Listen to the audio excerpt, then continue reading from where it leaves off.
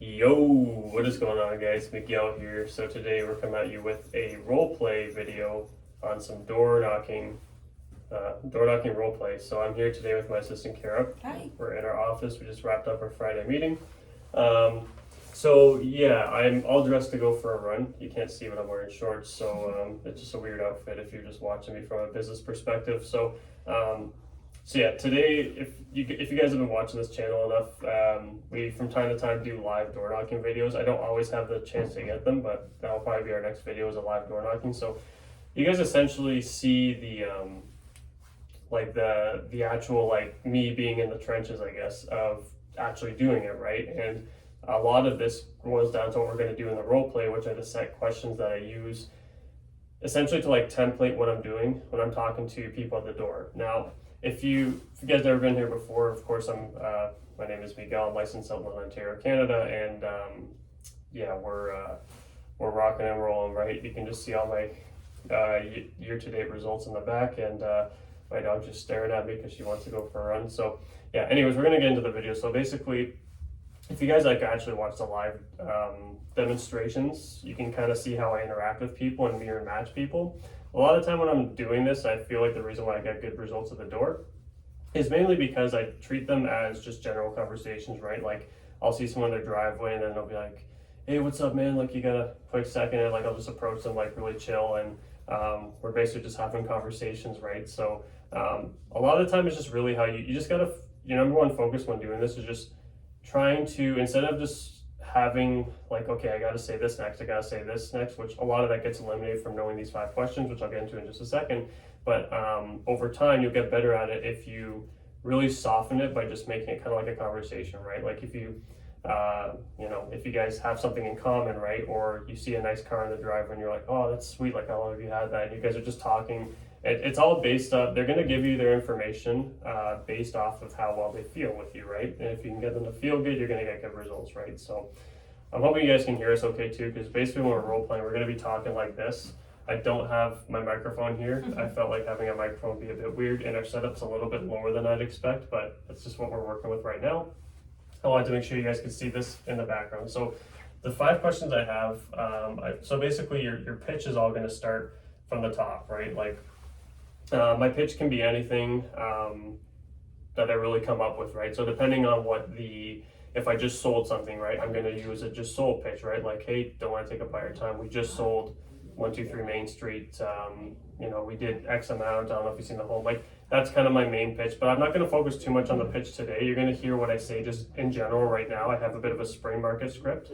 I just kind of, again, it's just gets to the point, just go right into the buy, invest, sell. But these 5 questions are what you really want to know to be able to control the conversation, right? So the first question is, how long have you been here? Okay, that's the first question you want to ask. The second one is, how has the area changed since you've been here? And if they haven't been there for too long, you can always say, oh, you've been here for X amount of years. How long, or have you enjoyed your stay since you've been here? And then you can kind of roll into that. Like even if they've been there for a long time, you can be like, oh, I'm assuming you've been here for 30 years. I'm assuming you've enjoyed your stay since you've been here in the area. Oh yeah, we love it. Great. Have you seen all the change taking place over there? Or like, how has the area changed? You can ask that as well, right? Question number 3 is, blank years ago, where did you come from? Or where did you move in from? The question number 4 is, what brought you here? And question number 5, I guess it's 5 and 6, but it's, if you were to move again, where would you go? And ideally, in your mind, when would you do that, right? So I just kind of bundle that where and when, right, into number 5, and then you're going to do your close. A lot of time my close, I'm going to, if I sense that they might have a realtor, or just in general, I'll always ask, I'll be like, when it comes to the real estate side of things, who do you use when it comes to a useful contact when it comes to real estate? Like, do you have a realtor you know, like, and trust? A lot of the time, if they've trusted me enough, they're going to say no. But then it also draws out that if they say, like, yeah, I use Kara, right? I use Kara Bethune. And it's like, okay, cool. I know if they give me a name, they have a realtor, but I'm always okay to give them a second opinion. That way I know going into it if I'm going to have to compete one day, because most of the people I get when I'm door knocking, I don't have to compete much, right? They call me and I'm just at one point of contact, but it's always good for me to know if I want to tag that, if they have a second realtor, right? It's not a question I always ask, but it is something that is good for you to ask just before you close out, right? So you guys are going to see how I do my pitch and my closeout. And again, you don't have to copy my pitch verbatim. Like I said, the pitch just has to get to the point, gives them like some useful information in a quick bit. Again, if you guys have watched my videos on like pitches and stuff, the pitch is really derived from how I present myself and how I open the conversation. Once I do that well, it doesn't really matter what I say. And then these five questions are really all you need to know to control the conversation, right? Because they can start talking about aliens, and then you can just bring it back to like, no, I get that. And before there was aliens in the area, where were you before, right? It just brings it back into the conversation, right? So these 5 questions have served me really well, and it's what I wrote out when I initially started. So we're gonna get into the role play if that's cool. Okay. So again, we're gonna be facing each other more or less. So I hope you guys can hear this okay. I don't have a microphone, but yeah. So we're gonna start out with my door knock. So I don't want to knock on the wall because I'm gonna throw everyone off on the neighbors in the office. But I'm gonna go up to the door. I'm gonna knock, and it'll be like, and then I'll step about 6 feet. Yeah, 6 feet back. Hello. Hello. Hi, my name's Miguel. I own a real estate team here in London. I'm with Keller Williams, just over by the Food Basics there. You must be the homeowner, yes? Yeah, I am. Nice. Yeah. Have we met before or no? I don't know. I don't think I've seen you around. No. Nice to meet you if we haven't met. Yes. The reason I ask, I've been around the area for some time doing some rounds, going door to door, and I've met quite a few of the neighbors at this point. So, nice. So I always want to Well, make you've sure. met me. Yeah, there you go. Right. It works. Yeah. Works out for the best, right? So. Yeah. Don't want to take up a lot of your time. I am just going to get going here in just a second. There's a sign right there. I'll be get going in just a second. Yeah. So basically for the spring, we're seeing some good results. We're just going to, just pause.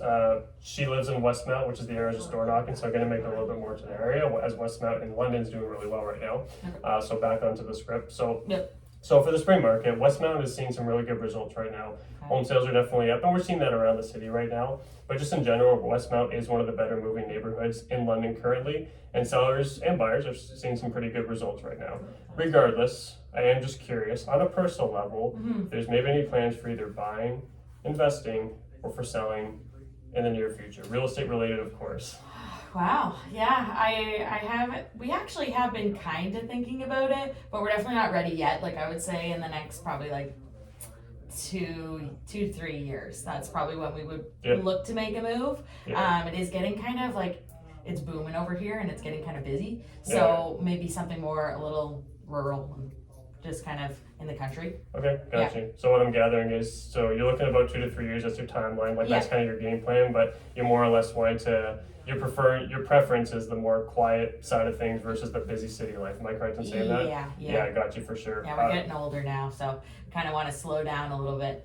Oh, don't worry, you don't look older in my eyes. It's all good. So just pause on the role play. So she can either say, we're going to be doing this in 2 to 3 years. She can say, we're ready to go now. Whereas if they're going to be ready to go now, you want to go for the close of the appointment at the end, which is very rare, by the way. Or she could say, no, we have no interest in moving. That's all good, because now I'm going to go into the next question, which is, how long have you lived here? So tell me, how long have you lived here? Yeah, we lived here for about 5 years. And right on. And yeah, it's kind of, we're getting to that point where we're starting to think about making a move, but we're not super ready yet. Yeah, 100%. Yeah. And where were you, or how has the area changed since you've been here? Yeah, a lot has gone up. There's like a new school. We've got a lot more parks. Again, like traffic's getting a little bit busier, a little more kid heavy, which is totally fine. Yeah. But yeah, I think for us aging, it's gonna kind of take us out of the city a little bit. Yeah, that's right. And you said you've been here how many years at this point? 5. 5 years. So 5 years ago. Yeah. Where were you before you bought this home? Toronto.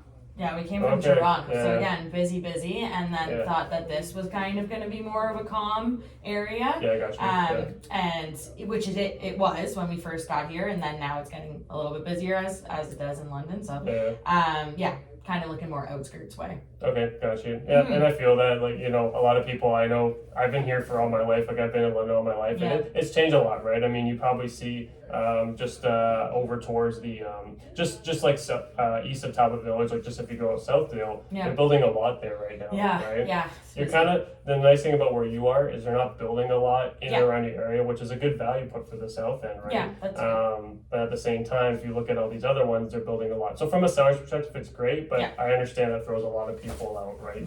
Right. So I know you came from Toronto now. You kind of touched on you were looking for more of the quieter lifestyle. That's kind of your main intention. Mm-hmm. What else maybe brought you here at that time, 5 years ago? Honestly, like we knew some friends in the area too. Yeah. So, and we like to get together with our friends a lot. We're in a run club. We do some fun stuff. So we do want to not go too far from where we are now because we're still in touch with everybody and we see them every week. But yeah, just kind of getting out of the hustle and bustle. But right on, for sure. Now you said friends. You have some friends here. Now, do you have a lot of friends and family in London, or? Yeah, like quite a few West 5 area. Okay.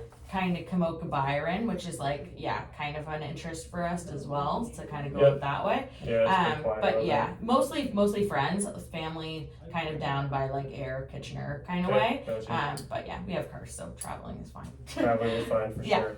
Now, I know you said you want to be towards the quieter lifestyle, right? And you've been kind of thinking about it for some time. Like, how long has this been a consideration for you? Well, I do check Realtor quite a bit, so I'm always kind of looking on seeing what's going on. Yep. But I think I've tried to push my husband like a little bit to kind of consider looking into. We haven't went on any showings or anything like that, but we are just kind of always surfing the market for the past like probably I'd say a couple months. Okay. Yeah. So I just from what I'm gathering, the main goal, I know you want to go to somewhere more quiet. Yeah. Would you say that might be more like Kamoka? Yeah, like definitely interest in Kamoka, interest in Byron for sure too. Kind of more out that way. Even Kilworth we would consider, So you want to stay within city limits, but a bit more quieter sector. Yeah, for sure. And I know you said about 2 to 3 years. Am I correct in saying that? That even might be a little bit long. I would say like around the 2-year mark, probably. Yeah. Could maybe, we'll see how much convincing I can do, but maybe a little bit earlier than that. But Is there anything else that might be important around that time frame that I should be made aware of, or? No, not really. Okay. Just quieting down. I got you. Okay, cool. I'm Miguel. Sorry, what was your name? Kara. Nice to meet you, Kara. So Kara, in the meantime, I know you're not ready to go just yet. Yep. Of course, I'm always happy to provide value, as you and I are just meeting. I'm happy to provide you some value in the interim, so you know that way you have someone you can reach out to that you already know, like, and trust. That way you're like, hey, let's call Miguel when you find the right home or when everything's aligned. Now, to that question, Kara, who do you use as a main point of contact when it comes to the real estate side of things, if anyone?